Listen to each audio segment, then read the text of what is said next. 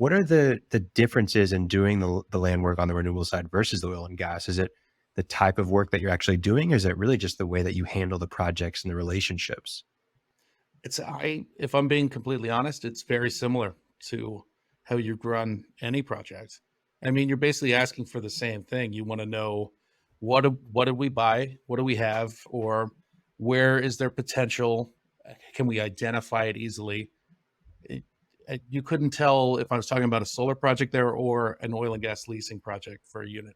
It's very similar. The only things that, you get lost in the minutia of when you're doing title, you're not going to go looking into 100 years of coal seam title like you would for a drill site. But at the same time, you're now looking for just every possible right of way and whatnot that could interfere with client site. It's not as robust when you're doing the search, but there's still a very similar feel to it, if that makes sense.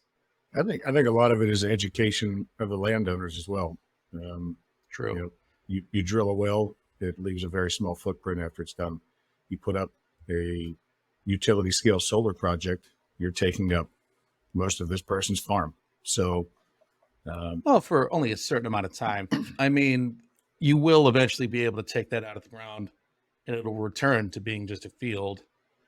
Whereas I guess if you just plug a well, it would be very similar. but as far as the process, cursory title to find out the owner. You do the same thing in oil and gas before you sign a lease. Go back and do your mineral title to verify that ownership to get whatever waivers you have or sign whatever oil and gas lease you have. It's really one and the same. It's just has a different label on the top.